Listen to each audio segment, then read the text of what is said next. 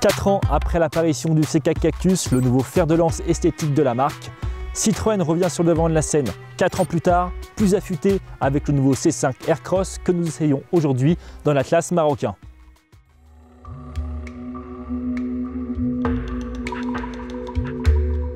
Très proche de la version asiatique et basé sur la plateforme EMP2 du groupe PSA, le nouveau C5 Aircross offre un design musclé et imposant avec des dimensions contenues à 4,50 m de long sur 1,84 m de large pour 1,67 m de haut.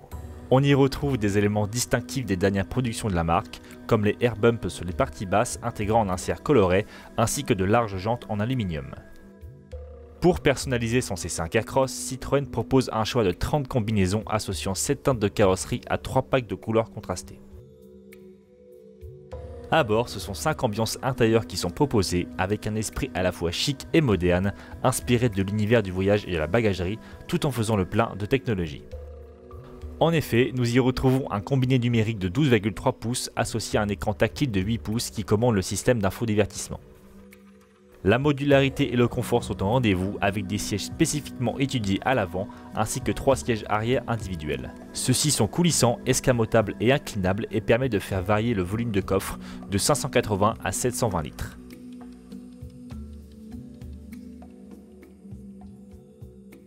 À bord de ce Citroën C5 Aircross, qu'est-ce que ça donne? Alors le premier mot qui vient à l'esprit directement quand on prend le volant, c'est confort. On a une voiture vraiment très confortable avec des suspensions à butée hydraulique, une technologie inaugurée sur C4 Cactus. Et on a aussi des sièges avec un rembourrage spécifique, donc clairement on est vraiment très bien installé. Alors bien évidemment, et comme vous pouvez vous en douter, ce C5 Aircross n'est pas vraiment un modèle de dynamisme. Pour le dynamisme, il va falloir aller chercher du côté de son cousin, le Peugeot 3008 ou encore le DS7 Crossback pour un peu plus de dynamisme et aussi un peu plus de luxe, va-t-on dire. Donc clairement, le C5 Aircross est clairement orienté confort, c'est une offre très intéressante. Si votre choix se porte sur le C5 Aircross, c'est parce que vous cherchez du confort et ça, vos lombaires vont vraiment vous remercier lors des longs trajets. Parce qu'honnêtement, là, on a fait à peu près 150 km et on est vraiment, mais toujours très bien installé. On a eu des routes vraiment sinueuses, très défoncées par endroits parce que le Maroc, il y a beaucoup de pistes. Et honnêtement, on ne sentait absolument rien. La suspension absorbait absolument tout. L'amortissement est vraiment juste parfait. On est vraiment clairement en face du SUV le plus confortable du marché.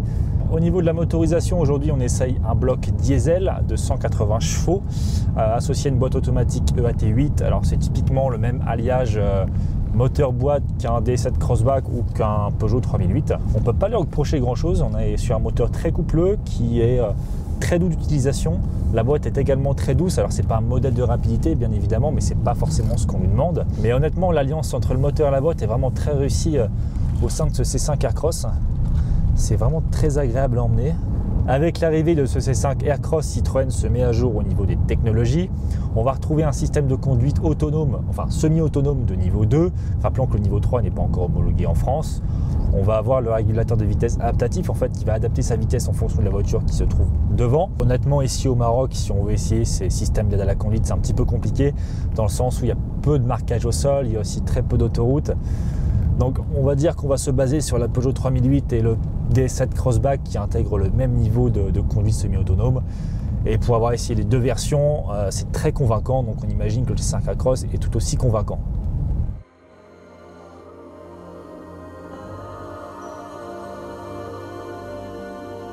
En France, le C5 Aircross débute à partir de 24 700 €. Notre version d'essai avec le niveau de finition le plus haut et le moteur diesel de 180 chevaux est proposé sous la barre des 40 000 €, ce qui en fait l'un des SUV les plus abordables du marché. Peut-être pas aussi abordable qu'un Dacia Duster, mais globalement mieux placé que sa cousine technique, la Peugeot 3008 ou encore le Renault Kadjar.